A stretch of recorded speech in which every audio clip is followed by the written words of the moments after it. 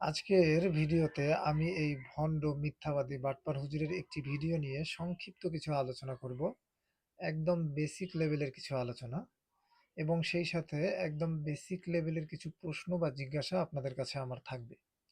তো গত কিছুদিন আগে এই ভণ্ড হুজুর শায়েক আহমদুল্লাহ হুজুরের একটি ফেসবুক পোস্ট নিয়ে প্রায় ৩ পর্বের ৩টি ভিডিও করেছিলেন। তো আমি যদি ভুল না হয়ে থাকি, সে একই পোস্টের উপর প্রায় ২টি অথবা ৩টি ভিডিও করেছিলেন। তো যাই হোক, আসুন দেখি সেই পোস্টটি কি ছিল। আমি অন্য একটি ট্যাবে শায়েক আহমদুল্লাহ হুজুরের ভেরিফাইড কৃত যে ফেসবুক প্রোফাইল, সেখান থেকে আমি সেই পোস্টটি অলরেডি ওপেন করে রেখেছি। তা আসুন দেখি এই পোস্টে উনি কি বলেছিলেন।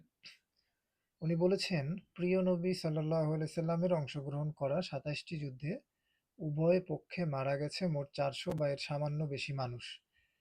হ্যাঁ, তাদের প্রত্যেকে আবার ছিলেন সামরিক যোদ্ধা। তো এই পুরো পোস্টটির এই একটি লাইন নিয়েই সেই নাস্তিক ভণ্ড হুজুর প্রথম ভিডিওটি করেছিলেন। তো আমিও এই লাইনটির উপরেই থাকতে চাচ্ছি, এই লাইনটির উপরেই আলোচনা করতে চাচ্ছি। তবুও আপনাদের বোঝার সুবিধার্থে আমি পরবর্তী আরো ২-৩টি লাইন পড়ে শোনাচ্ছি। তো পরবর্তী লাইনগুলোতে বলা হচ্ছে যে আজকের পৃথিবীতে এক বোমার আঘাতেই ৪০০-এর বেশি মানুষ মারা যায়, যাদের বেশিরভাগই আবার নারী, শিশু, বৃদ্ধ সহ বেসামরিক সাধারণ মানুষ। এরপরও আপনাকে বলতে হবে আজকের পৃথিবী সভ্য। নবীজি সাল্লাল্লাহু আলাইহি সাল্লাম এবং তার সৈনিকেরা কখনো কোনো নারী কিংবা শিশুর গায়ে ফুলের টোকাও দেননি। অথচ আজ প্রতিটি রণাঙ্গনে কান পাতলেই শোনা যায় নারী ও শিশুর আর্তনাদ। এরপরও আপনাকে বলতে হবে আজকের পৃথিবী অনেক মানবিক। তো যাই হোক, পুরো পোস্টটি আপনারা সময় করে পড়ে নেবেন। তাহলে বুঝতে পারবেন যে শায়েখ আহমদুল্লাহ হুজুর আসলে কি বুঝাতে চেয়েছেন এবং সেই সাথে তিনি আসলে কথাগুলো ঠিক বলেছেন নাকি বেঠিক বলেছেন বর্তমান প্রেক্ষাপট অনুযায়ী। হ্যাঁ, এবং আগের ইতিহাস এবং হযরত মুহাম্মদ সাল্লাল্লাহু আলাইহি সাল্লামের জীবনী অনুযায়ী ঠিক বলেছেন নাকি বেঠিক বলেছেন। তো এটা বিচার বিশ্লেষণ করার দায়িত্ব আপনার। আপনারা পুরো পোস্টটি পড়ে এটা বিচার বিশ্লেষণ করবেন। তো যাই হোক, আমি সেদিকে যাচ্ছি না। তো প্রথম লাইনটিতে যেহেতু আহ আহ শায়েক বলেছেন যে হযরত মুহাম্মদ সাল্লাল্লাহু আলাইহি সাল্লামের অংশগ্রহণ করা ২৭টি যুদ্ধে উভয় পক্ষে মারা গেছে মোট ৪০০ বা এর সামান্য বেশি মানুষ। তো সেই ভণ্ড নাস্তিক হুজুর ৪০০-এর বেশি প্রমাণ করার চেষ্টা করবেন। হ্যাঁ, এই কথাটিকে কাউন্টার করার চেষ্টা করবেন এবং তারপর পরেই সে চেষ্টা করবে যে প্রত্যেকে আবার ছিলেন সামরিক যোদ্ধা। সে বেসামরিক কেউ মারা গেছেন কিনা এইটা উপস্থাপন করার চেষ্টা করবেন এবং প্রমাণ করার চেষ্টা করবেন, বা এই কথাটিকে সে কাউন্টার করার চেষ্টা করবেন। তো এখানে ২ টি কথা, একটি হচ্ছে ৪০০ বা এর সামান্য বেশি মানুষ মারা গিয়েছে এবং তাদের মধ্যে সবাই ছিল সামরিক যোদ্ধা। হ্যাঁ, এই ২ টি কথা নিয়েই কিন্তু সে পুরো ভিডিও এটা ভুল প্রমাণ করার চেষ্টা করবে। ইনিয়ে বিনিয়ে গোঁজামিল দিয়ে যা কিছু করেই করা যাক। হ্যাঁ? তো যাই হোক, দেখি আসলে ও এভেইলেবল কোনো তথ্য দিতে পারে কিনা। নাকি আসলেই খুব এত কষ্ট করে খুঁজে ফিরে কি তথ্য দেয় আমরা একটু দেখি, হ্যাঁ? তার সেই ভিডিওতেই আমরা তার ভিডিওর কিছু, তার মুখ থেকে কিছু কথা আমরা শুনি। ৮টি তথ্যই ভুলে ভরা। একটা পোস্টে যতগুলো তথ্য দিয়েছেন সবকটি ভুল। আমি একটা একটা করে আপনাদেরকে একটু শোনাচ্ছি এবং রেফারেন্স দিয়ে আমি দেখাচ্ছি। প্রিয় নবী সাল্লাল্লাহু আলাইহি সাল্লাম এর অংশগ্রহণ করা ২৭টি যুদ্ধে উভয় পক্ষে মারা গেছে মোট ৪০০ মানুষ। এই কথাটি উনি কিভাবে বললেন? দেখুন, বনু কুরাইজার একটি যুদ্ধ সংগঠিত হয়েছে, যে যুদ্ধে রসুল গণহত্যা চালিয়েছিলেন। রসুলের আদেশে গণহত্যা হয়েছে। সেই যুদ্ধে রসুল স্বয়ং উপস্থিত ছিলেন। আচ্ছা, এই যে বনু কুরাইজার যে ঘটনাটি, সে এটিকে গণহত্যা বলতেছেন। তো আপনারা গুগলে সার্চ করে গণহত্যার যে সংজ্ঞা, গণহত্যার যে ডেফিনেশন, এটা আপনারা দেখে নিবেন। তো আপনাদের কাছে আমার একটা প্রশ্ন বা জিজ্ঞাসা, বা যেকোনো একটি রাষ্ট্রে, যেকোনো একটি দেশে কোনো যুদ্ধ অপরাধী বা কোনো অপরাধী বা কোনো চুক্তি ভঙ্গকারী জাতি বা গোষ্ঠী যদি, তাদেরকে যদি বিচার ফয়সালার মাধ্যমে কোনো বিচার কার্যকর করা হয়, কোনো শাস্তি দেয়া হয়, সেটি কি কোনোভাবে গণহত্যার আওতায় পড়ে? কোনো একটি রাষ্ট্রে বা কোনো একটি দেশে কোনো একটি জাতিগোষ্ঠী যদি যুদ্ধ অপরাধের মতো কর্মকাণ্ড করে থাকে বা যে কোনো অপরাধ করে থাকে বা চুক্তি ভঙ্গ করে থাকে, তাদেরকে যদি বিচার সালিসের মাধ্যমে তাদের শাস্তি কার্যকর করা হয়, সেটি কি কোনোভাবে গণহত্যার আওতায় পড়ে? এটি আমাকে আপনারা কমেন্টে জানাবেন। আচ্ছা, তারপরে সে বলছে যে আ বনু কুরাইজার যে ঘটনাটি, এটি আমি সংক্ষেপে যদি আপনাদেরকে একটু বলি, যে বনু কুরাইজা হচ্ছে মদিনার একটি ইহুদি গোত্র। তো সেই সময় মদিনায় অবস্থানরত মুসলমান যারা, হযরত মুহাম্মদ সাল্লাল্লাহু আলাইহি ওয়াসাল্লাম এবং তার সাথী সঙ্গী যারা ছিলেন, তো তাদের সাথে এই মদিনার বনু কুরাইজা গোত্রের একটা চুক্তি হয় যে তারা যেন মক্কার যে কুরাইশ ইহুদি মুশরিক যারা ছিল, যারা মানে প্রতিনিয়ত মুসলমানদের উপর মুসলমানদের প্রতি ষড়যন্ত্র করত, মুসলমানদেরকে কোণঠাসা করার চেষ্টা করত, মুসলমানদেরকে হত্যা করার চেষ্টা করত, তাদের সাথে যেন তারা কোনোভাবেই কোনো সম্পর্ক না করে, বা তারা যদি কোনো যুদ্ধ অবস্থা তৈরি করে বা আক্রমণ করার চেষ্টা করে, তারা যেন তাদেরকে সহযোগিতা না করে। এইরকম কিছু চুক্তি করা হয়েছিল তাদের সাথে। তো আপনারা গুগলে সার্চ করে সেই বনু কুরাইজার যে চুক্তি, সেই চুক্তিটা আপনারা দেখে নিন। তো এই বনু কুরাইজার যে ইহুদি গোত্র, হ্যাঁ, তারা যে মুসলমানদের সাথে হযরত মুহাম্মদ সাল্লাল্লাহু আলাইহি সাল্লামের সাথে যে চুক্তিবদ্ধ হয়েছিলেন, সেই চুক্তিটা তারা ভঙ্গ করে। তারা বিভিন্নভাবে গোপনে, গোপনে যে মক্কার যে কুরাইশ নেতারা, যারা সবসময় ইসলাম এবং মুসলমানের পিছনে লেগেছিল, সবসময় একটা প্রতিটা সেকেন্ডে তারা ষড়যন্ত্র করেছিল। তো তাদের সাথে গোপনে তারা আঁতাত করে। বিভিন্ন ধরনের তথ্য, হ্যাঁ, তাদেরকে দেয়া হয়, এবং খন্দকের যুদ্ধের আগে অথবা পরে, বা খন্দকের যুদ্ধের সময়, তার পরপরই তারা তাদেরকে আ বিভিন্নভাবে তথ্য দিয়ে হোক, তারপরে বিভিন্নভাবে আশা দিয়ে হোক, হ্যাঁ? বা আশ্বাস দিয়ে হলেও তাদের পাশে থাকার প্রতিশ্রুতি দেয়। সেই মক্কার যে ইহুদি মুশরিকরা তাদের পাশে থাকার প্রতিশ্রুতি দেয়, এবং আ মক্কার যে কুরাইশ নেতারা, ইহুদি মুশরিকরা যখন মুসলমানদেরকে আক্রমণ করার একটা প্রস্তুতি নেয়, তখন তারাও একই সাথে তাদেরকে সাহায্য করার জন্য তাদের যে দুর্গ, সেখানেও তারা মেন্টাল এবং ফিজিক্যাল প্রস্তুতি নেয়। তো এইরকম ভাবে তারা তাদের সাথে যে চুক্তি, সেই চুক্তি ভঙ্গ করে, এবং তারা বিশ্বাসঘাতকতা করে, হ্যাঁ? এবং তারা এইরকম একটি অপরাধ করে। তো এই অপরাধের সাজা স্বরূপ তাদের যে দুর্গতে তারা ছিল, সেই দুর্গতে আবার হযরত মুহাম্মদ সাল্লাল্লাহু আলাইহি সাল্লাম এবং তাদের সাথী সঙ্গীরা যখন তাদেরকে ঘেরাও করে ফেলে, হ্যাঁ? তখন তাদেরকে কিন্তু বিভিন্ন ধরনের প্রস্তাব দেয়া হয় যে, "তোমরা এটা মেনে নাও, তোমরা কেন এটা করেছো?" এরকম প্রস্তাব দেয়া হয়। তো আমার কথার মধ্যে কোনো যদি ভুল হয়ে থাকে, আপনারা একটু ক্ষমাসূচক দৃষ্টিতে দেখবেন, আল্লাহ মাফ করুক। তো এইরকম প্রস্তাব দেয়া দিয়ে হয়, তারা সব প্রস্তাবই প্রত্যাখ্যান করেন। ঠিক আছে? তারপরে তাদেরকে যখন পাকড়াও করা হয়, তখন তাদের একটা বিচার সালিসের মাধ্যমে তাদেরকেই বলা হয় যে, তোমাদের যে বিচার কার্যকর করা হবে, শাস্তি কার্যকর করা হবে, তোমরাই তোমাদের বিচারক নির্ধারণ করো। তারাই একটি বিচারক নির্ধারণ করে, এবং তাদেরই সেই ইহুদিদেরই যে গ্রন্থ তাওরাত অনুযায়ী, হ্যাঁ, আমি যতটুকু জানি তাওরাত অনুযায়ী তাদের বিচার কার্যকর হয়, তাদের বিচারকের আহ, রায় অনুযায়ী। তো এইটি কিভাবে গণহত্যা হয়, হ্যাঁ, এটা আমার বুঝে আসে না। তো আপনাদেরকে আমি যদি আরেকটি উদাহরণ দিই, আপনারা তাইলে আরো ভালো উপলব্ধি করতে পারবেন। মনে করেন বাংলাদেশেরই পার্বত্য অঞ্চলের কিছু উপজাতি, তারা বিদ্রোহ করে বসলো। তাদের সাথে বিভিন্ন ধরনের চুক্তি বাংলাদেশ সরকারের আছে, হ্যাঁ, সেগুলো তারা ভঙ্গ করে পার্শ্ববর্তী দেশ মায়ানমার অথবা ভারত অথবা পাকিস্তানের সাথে তারা বিভিন্নভাবে কি করলো, সম্পর্ক স্থাপন করলো, এবং বাংলাদেশের বিরুদ্ধে ষড়যন্ত্র করা শুরু করলো। হ্যাঁ, বাংলাদেশে এরকম একটা অন্তিম মুহূর্তে, বা এরকম যুদ্ধে লাগা লাগা অবস্থায়, এরকম একটা পরিস্থিতিতে তারা আবার তাদের সাথ দেয়া শুরু করলো, তাদেরকে রাস্তা দেয়া শুরু করলো, তাদেরকে সাহায্য করার প্রতিশ্রুতি দিল। তো এর পরবর্তীতে বাংলাদেশ সরকার যদি তাদেরকে ধরে ফেলে, পাকড়াও করে ফেলে, বা এই পরিস্থিতি ঠান্ডা হওয়ার পর তাদেরকে ধরে ফেলে, বাংলাদেশ সরকার এই যুদ্ধ অপরাধী বা রাজাকার যাই বলেন, এদের যদি শাস্তি দেয়, এটা কি গণহত্যা হবে কোনোভাবে ভাই?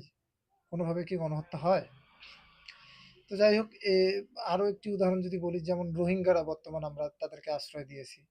এখন তারা যদি ভবিষ্যতে কোনোদিন এরকম মায়ানমারের পক্ষ নিয়ে আমাদের বিরুদ্ধে যুদ্ধ করে, বা আরো বিভিন্ন ধরনের রণকৌশল বা বিভিন্ন ধরনের তথ্য আদান-প্রদান, বিভিন্ন ধরনের ষড়যন্ত্র বা ক্ষতি করার চেষ্টা করে, বা পাকিস্তানের সাথে নিয়ে বা ভারতের সাথ নিয়ে এই রোহিঙ্গাদের আপনাদের পরবর্তীতে যদি এই পরিস্থিতি ঠান্ডা হওয়ার পরে এই রোহিঙ্গাদেরকে যদি বাংলাদেশ সরকার বা আইন প্রশাসন তারা যদি পাকড়াও করে একটা বিচারের আওতায় নিয়ে আসে এবং তাদেরকে যদি শাস্তি দেয়, এটা কি কোনোভাবেই গণহত্যা বা কোনোভাবেই কি এটা জেনোসাইড বলে গণ্য হয়? তো যাই হোক, এইটা সে গণহত্যা বলতেছে। আবার অনেকেরই এটা নিয়ে মতানৈক্য আছে যে এটা আসলে পরিপূর্ণ কোনো যুদ্ধ ছিল কিনা। হ্যাঁ? তারপরে যাই হোক, সেই বিষয়ে আমি যাব না। তো সে এটাকে গণহত্যা বলতেছে। আমি উদাহরণ দিয়ে বোঝানোর চেষ্টা করলাম যে এটা আসলে কোনোভাবেই গণহত্যার পর্যায়ে পড়ে না, এবং ঐতিহাসিক যে যতগুলো গণহত্যা পৃথিবীতে সংঘটিত হয়েছে সেগুলো আমি আপনাদেরকে প্রমাণ দেখাবো। সেই লিস্টেও এই গণহত্যার নামমাত্র ছিটেফোঁটাও নেই। তো যাই হোক, তারপরে হুজুর দেখি কি বলে।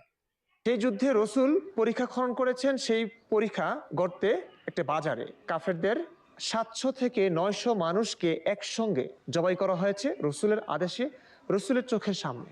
মাত্র একটা আচ্ছা, রসুলের আদেশে সে বলতেছে, আসলে এখানে রসুলের আদেশে না, এখানে একজন বিচারক ছিলেন। সেই বিচারক আবার সেই ইহুদি যারা অপরাধী তাদের প্রস্তাবেই সে নিযুক্ত হয়েছিলেন। মিথ্যা কথা বলার জায়গা পাও না নাকি? যুদ্ধেই নিহতদের সংখ্যা অপর পক্ষের 900 ছাড়িয়ে গেছে, কিংবা কমপক্ষে আমরা যদি 700। সে একটি যুদ্ধ হোক বা যেটাই হোক, একটি ঘটনার একদম শেষ অংশটি বলতেছে। সে নিজেকে নাস্তিক দাবি করে, সে মানবতার ফেরিওয়ালা দাবি করে, সে আরো কত কি দাবি করে। সে থাকবে নিউট্রাল, সে নিউট্রাল থেকে একটা ইতিহাস বর্ণনা করবে। সে একটি ঘটনার একদম শেষ অংশের রেজাল্টটা বলতেছে। কিন্তু কেন তাদেরকে এই শাস্তি দেয়া হলো, আরো তাদের কি অপরাধ ছিল, ধরে নিলাম ওদের যুক্তি অনুযায়ী সেটা অপরাধ না, কিন্তু তারপরেও সেটা উপস্থাপন করার দরকার ছিল, নিউট্রাল থাকার দরকার। আচ্ছা, তারপর বলেন। ধরি সেই সেই দিক দৃষ্টিকোণ থেকেও শেখ আহমদুল্লাহ যে অনেক বড় একটা জালিয়াতি করেছেন, ভুল বলেছেন, সেটাই স্পষ্ট। আমি এখন একটু রেফারেন্স দেখাচ্ছি। আপনারা জানেন, অনেকেই জানেন, সেই যুদ্ধে রসুল করিম সাল্লাল্লাহু আলাইহি ওয়াসাল্লাম প্রাপ্ত বয়স্কদেরকে হত্যা করেছেন এবং নাবালেগ এবং নারীদেরকে বন্দী করেছেন। তো প্রাপ্তবয়স্ক অপ্রাপ্তবয়স্ক এটা নিরূপণ করবার জন্য রসুল সবাইকে, সকল পুরুষদেরকে তিনি নগ্ন করেছেন, নগ্ন করে করে সাবালকত্ব পরীক্ষা করেছেন।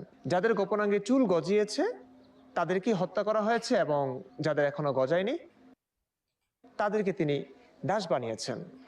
আচ্ছা, এখন কিছু অপরাধী যখন ধরা পড়লো, প্রায় 25 দিন তাদের দুর্গ অবরোধ করার পর তাদেরকে ধরা হলো, তাহলে কতটা কষ্ট হয়েছে। যাই হোক, তারা তাহলে কিভাবে সেখানে দুর্গের মধ্যে কিভাবে অবস্থান করতেছিল, সেটা আশা করি সেই সময়ে যারা ছিলেন তারা খুব ভালো উপলব্ধি করতে পারবেন।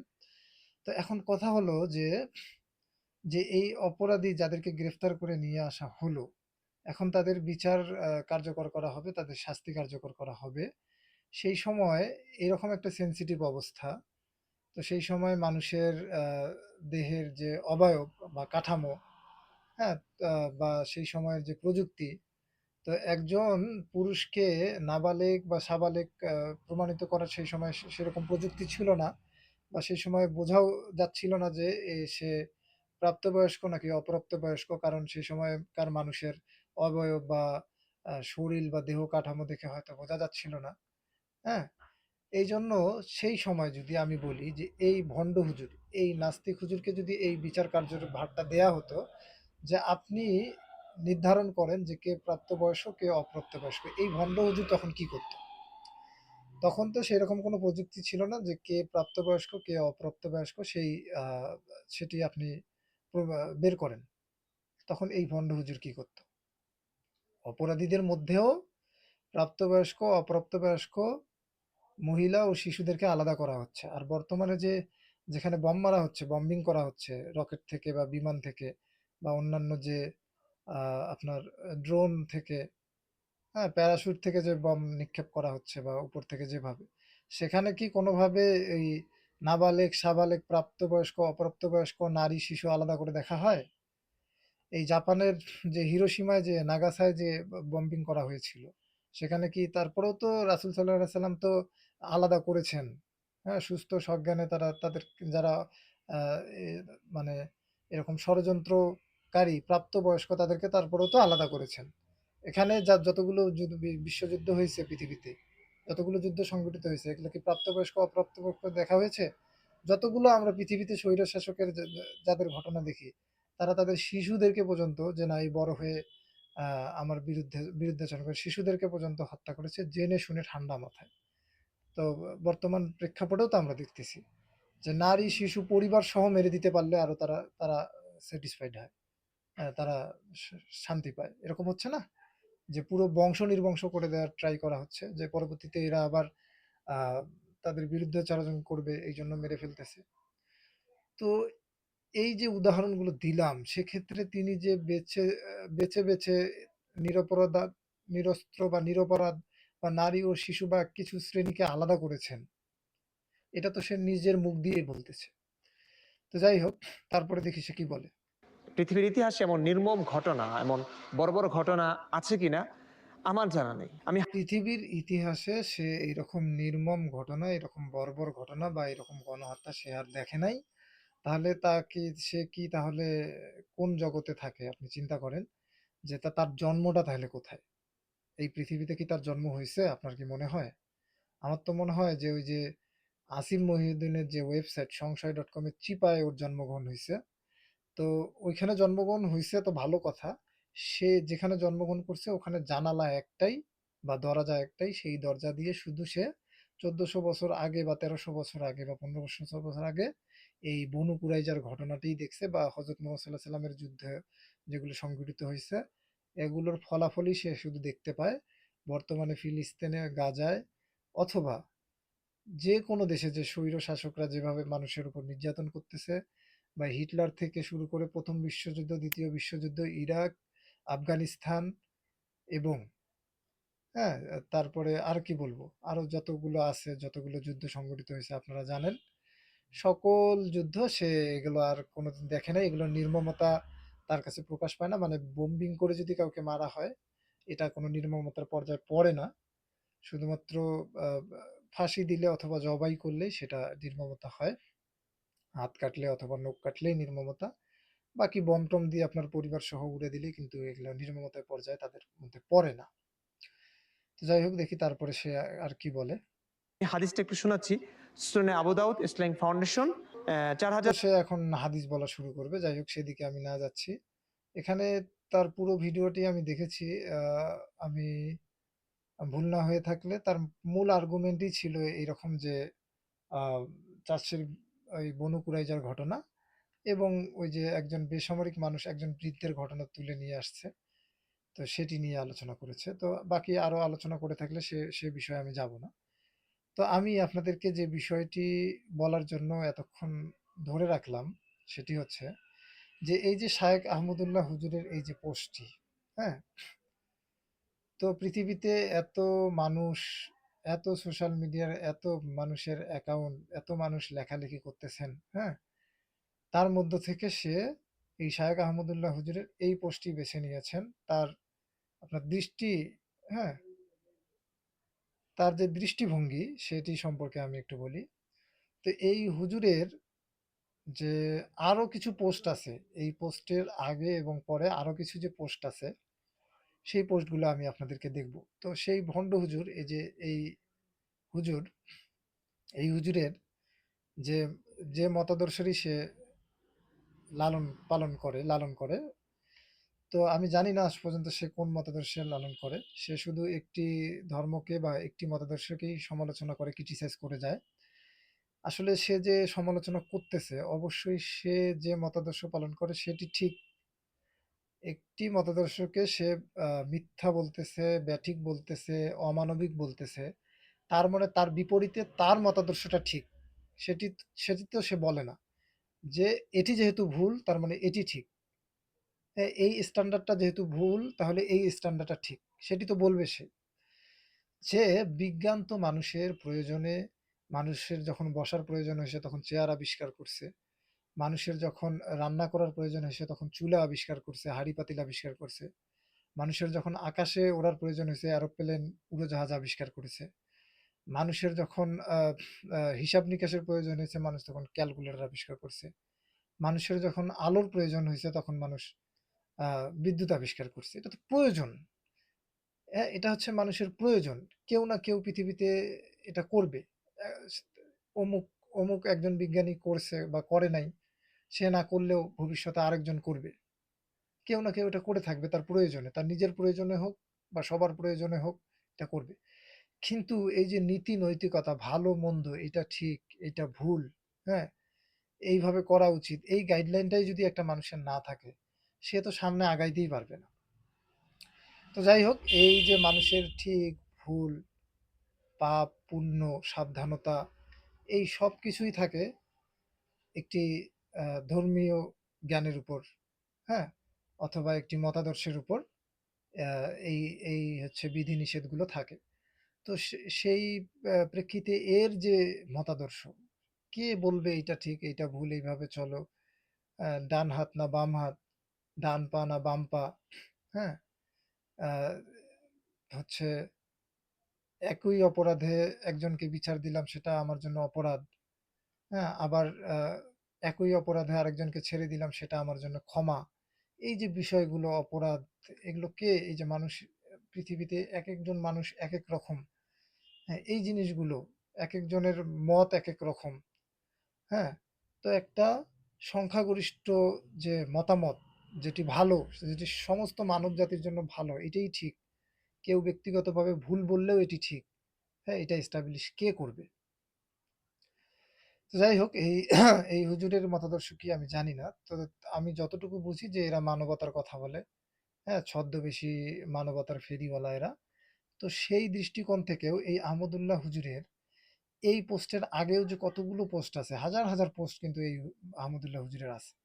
এই যে এই পোস্টটি আপনারা দেখেন যে আ আসুন্নাহর লোক যখন আমি পোস্টটি বড় করে দেখাই। আসুন্নাহর লোক যখন ৳৩০,০০০ পাঠালো মনে হলো যেন ফেরেশতা এসে টাকাটা দিয়ে গেল।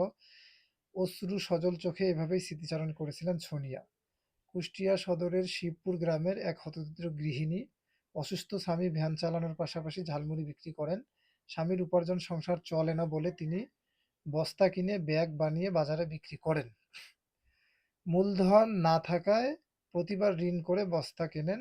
ব্যাগ বিক্রির পর সীমিত যে লাভ হয় তা থেকে ঋণ শোধ করেন আর বাকিটা ব্যয় করেন সংসারের পেছনে। এভাবেই ঋণের এক চক্রে জড়িয়ে ছিল তার কঠোর কর্মজীবন। হুম? তো যাই হোক, এ সময় আসুন্না ফাউন্ডেশন স্বাবলম্বীকরণ প্রকল্পের খোঁজ পান সোনিয়া। তিনি আবেদন করেন। যাচাই-বাছাইয়ের পর তার আবেদন গৃহীত হয়। তাকে দেয়া হয় ৳৩০,০০০ ব্যবসায় উপকরণ। তো যাই হোক, তাকে উপকরণ দিয়ে তাকে স্বাবলম্বী করানোর চেষ্টা করা হয়। তাকে উদ্যোক্তা হিসেবে, তিনি অলরেডি উদ্যোক্তা, তাকে আরো আ উৎসাহ উদ্দীপনা দেওয়ার জন্য তাকে সাহায্য সহযোগিতা করা হয়। তাকে তত্ত্বাবধান করা হয় এই আসুন্না ফাউন্ডেশন থেকে। এটা নিতান্তই একটি ভালো কাজ। এটি নিয়ে সে একটি ভিডিও করতে পারত কিনা? সে নিজেকে নাস্তিক দাবি করে, মানবতার ফেরিওয়ালা দাবি করে। সে নিউট্রাল থেকে অন্ততপক্ষে এই বলতে পারত, একটি ভিডিও না করুক, ভিডিওর মাঝখানে বলতে পারত যে ওনার কিছু কাজ আমার ভালো লাগে, হ্যাঁ? বা উনি এই কাজগুলো ভালো করেন। বলতে পারত কিনা? তো যাই হোক, এখানে আরো দেখেন ১ টি ২ টি না, আরো আমি আপনাদেরকে দেখাই। এই যে একটি ভিডিও, আসুন্না ফাউন্ডেশন নির্মিত এসব ঘরের প্রতিটিতে ব্যয় হয়েছে ৳২,৮৫,০০০। এই যে ঘরগুলো নির্মাণ করে হিন্দু, মুসলিম, হ্যাঁ? ধর্ম, বর্ণ নির্বিশেষে এই যে এই ঘরগুলো নির্মাণ করে যাদের আ বাস্তবিকটা নেই তাদেরকে দেয়া হয়েছে। আপনারা YouTube এও ভিডিও দেখে নেবেন। তো এই জিনিসগুলো নিঃসন্দেহে প্রশংসার দাবিদার। এগুলো নিয়ে তারা কেন কথা বলে না? আরো হাজার, হাজার পোস্ট আছে, আমি যাব না। আমি এনার যে পোস্টটি নিয়ে সে সমালোচনা করছে তার আগে পরের পোস্টগুলো একটু আপনাদেরকে দেখাবো। এই যে ধরে নিলাম যে আগের যে পোস্ট ২ টি আমি দেখাইছি যেখানে আর্থিক সাহায্য করেছেন আহমদুল্লাহ হুজুরের যে ফাউন্ডেশন, ধরে নিলাম সেগুলো পক্ষপাত মানুষ দেখানোর জন্য করেছেন। আ বাকি এখানে এই যে একটি পোস্ট বৃক্ষরোপণ প্রকল্প ২০২৫, এটি তো যারা মানবতার কথা বলে, যারা প্রকৃতির কথা বলে, হ্যাঁ, প্রকৃতিকে ভালোবাসার কথা বলে, হ্যাঁ, প্রকৃতির যে প্রাণী তাদেরকে ভালোবাসার কথা বলে, এটা তো নিঃসন্দেহে তাদের প্রশংসা করতে হয়। বৃক্ষরোপণ প্রকল্প ২০২৫, হ্যাঁ? এই যে সওয়াবের বাগান করি, আসুন এই বর্ষায় সওয়াবের বাগান করি। হ্যাঁ?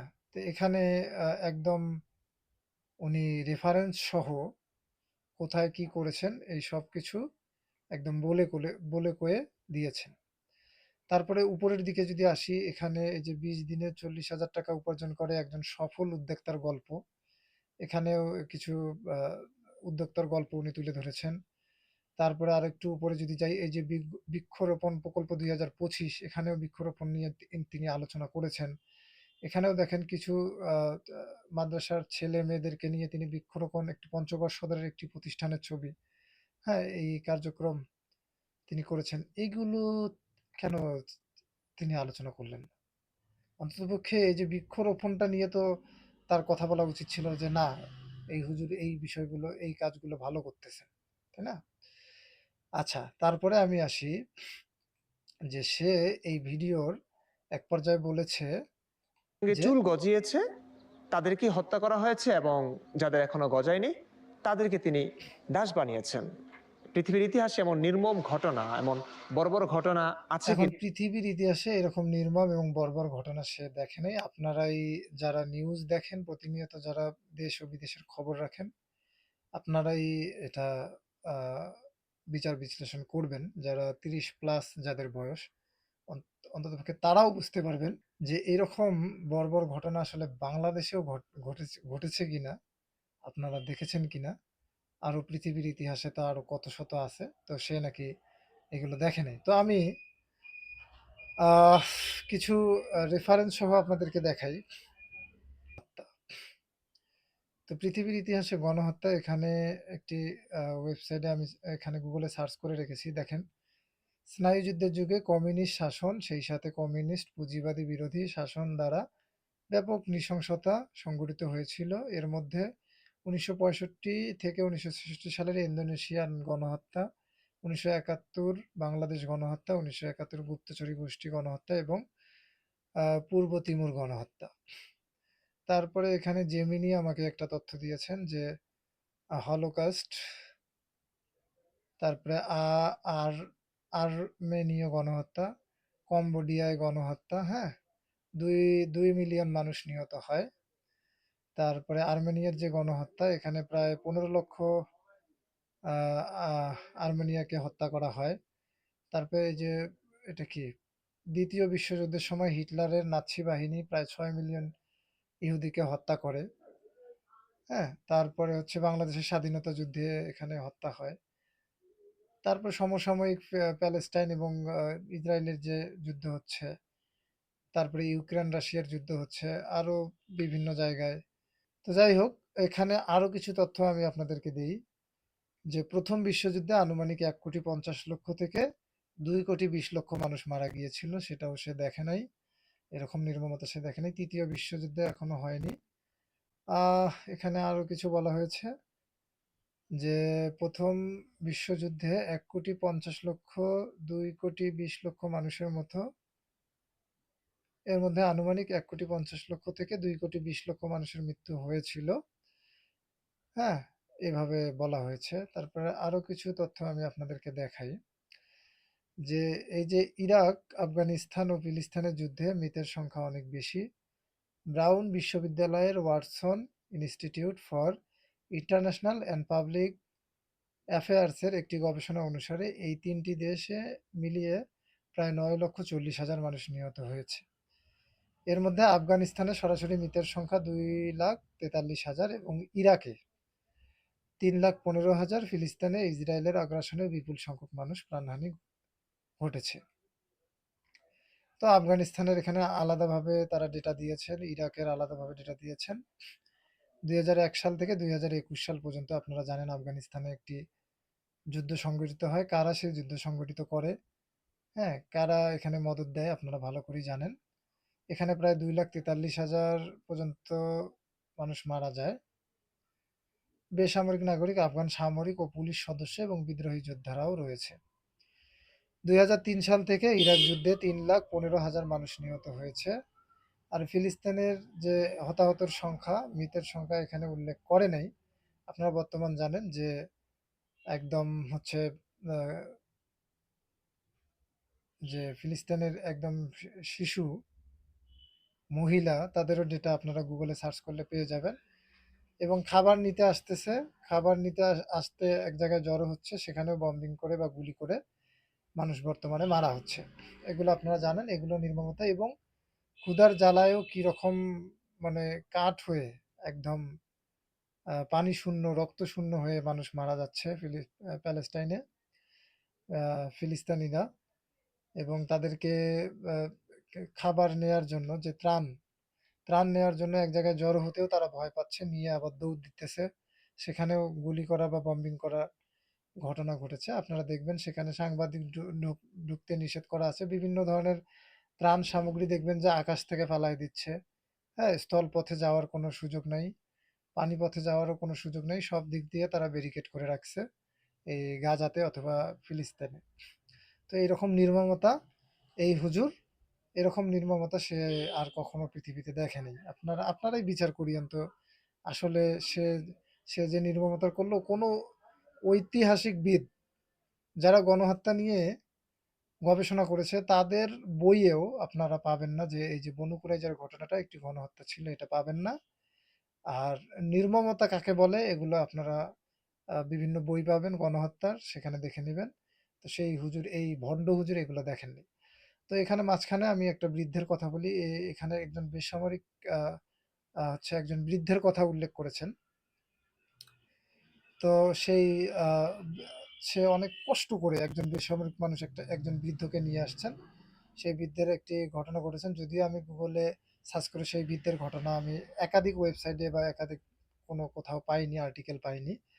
তো আমি ওর কথা, আপনারা এই ভিডিওটি দেখে নিয়েন। ওর কথার প্রেক্ষিতে সেই বৃদ্ধকে তার কোনো একটি ভালো কাজের আ বিনিময়ে তার ইয়া আ অপরাধী বা বন্দী বন্দী হওয়া তার অপরাধী, তার হচ্ছে পরিবারের কিছু লোক সদস্যকে ফ্রি করে দেয়া হয়, স্বাধীন করে দেয়া হয়।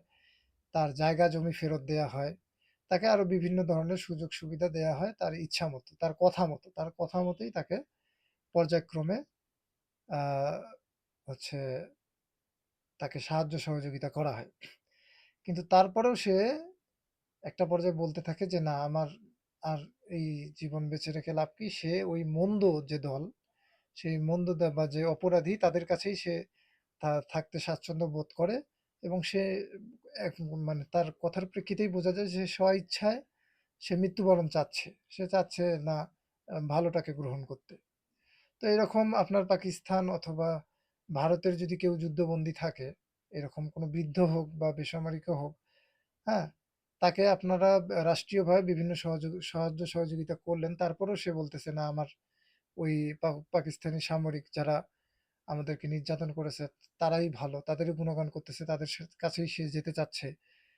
অথবা ইসরায়েলের কোনো হচ্ছে যুদ্ধবন্দী এরকম যদি বলে যে, "আমি তাদের কাছেই যাবো।" তাকে এত সাহায্য সহযোগিতা করার পরেও, হ্যাঁ? ভারতের যদি কোনো এরকম গুপ্তচর, হ্যাঁ? তাকে যদি এরকম সুযোগ সুবিধা দেওয়ার পরও সে যদি না থাকতে চায় ইচ্ছাকৃত, হ্যাঁ? এটাও কিভাবে হযরত মুহাম্মদ সাল্লাল্লাহু আলাইহি সাল্লাম হত্যা করল, হ্যাঁ? আমার বুঝে আসে না যে এটা কিভাবে গোঁজামিল দিল যে এটি হযরত মুহাম্মদ সাল্লাল্লাহু আলাইহি সাল্লামের আদেশে হয়েছে, হ্যাঁ? এই গোঁজামিলটা সে কিভাবে দিল আমি জানি না। তো যাই হোক, সেই বৃদ্ধ ব্যক্তির ঘটনা সেটি সে নিজেই, আমি তার কথা থেকেই বুঝতেছি সে নিজেই সেটা চেয়েছেন, হ্যাঁ? সেটা সে নিজেই পছন্দ করেছেন। এখানে অন্য কারো দোষ নেই। তো যাই হোক, আজকের ভিডিও এই পর্যন্তই থাক। আশা করি আপনারা বুঝতে পেরেছেন। সম্পূর্ণ ভিডিওটা দেখার জন্য আপনাদেরকে ধন্যবাদ। তো আপনারাই এখন বিচার বিশ্লেষণ করবেন। আমি যদিও ভিডিওটি অনেক বড় হয়ে গেছে, কিন্তু আমার এই ভিডিওর মূল পয়েন্টই হচ্ছে যে শায়েখ আহমদুল্লাহ হুজুরের যে পোস্টটি নিয়ে সে সমালোচনা করল, তার আগে পরে আরো অনেক মানবিক বা গাছের জন্য, প্রাণীর জন্য তার যে পোস্ট বা ভিডিও আছে, সেগুলো নিয়ে তার প্রশংসা করার অধিকার ছিল। সে যে মতাদর্শেরই হোক, সে মতাদর্শ কি বৃক্ষরোপণ কাজ বা মানুষকে উদ্যোক্তা হিসেবে গড়ে তোলা, এই কাজগুলো কি সে সমর্থন করে না বা প্রশংসার দাবি রাখে না? এটি আমার প্রশ্ন, যে সেগুলোও কেন নিরপেক্ষভাবে একটা নিউট্রাল জায়গায় থেকে সেগুলো কেন সে প্রশংসা করে না? পাশাপাশি সে যে বনু কুরাইজার ঘটনা, গণহত্যা এবং আরো বর্বর এইরকম ঘটনা সে আর দেখে নাই পৃথিবীতে, হ্যাঁ? তো আমি কিছু রেফারেন্স দিয়ে দেখাইলাম যে পৃথিবীতে এর থেকেও বর্বর ও নির্মম ঘটনা ঘটেছে, যেগুলো হয়তো আমরা একটি নিউজের ২ লাইনের কথায় বা একটি পত্রিকার একটি ১০ লাইনের আর্টিকেলে শুধু পড়েছি জন্যে আমাদের কাছে নির্মম মনে হয়নি। কিন্তু যারা এইগুলো নিয়ে সমসাময়িক এই জিনিসগুলো যারা দেখেছেন, গবেষণা করেছেন, লেখালেখি করেছেন, তারা জানেন যে এগুলো নির্মমতা কতটা ভয়ংকর ছিল। তাদের বই পুস্তকেই, তাদের আর্টিকেলেই এই বনু কুরাইজার ঘটনা কখনোই গণহত্যা হিসেবে বা একটি অন্যায় হিসেবে উপস্থাপন হয়নি, পরিলক্ষিত হয়নি। তো যাই হোক, আরব বৃদ্ধের ঘটনা কি বলেছেন এগুলো ভুলভাল গবেষণা দিয়েছেন। তো আপনার কাছে আমার এই সামান্য কিছু প্রশ্ন বা জিজ্ঞাসা আপনারাই আমাকে বিচার বিশ্লেষণ করে কমেন্ট বক্সে জানায় দেবেন।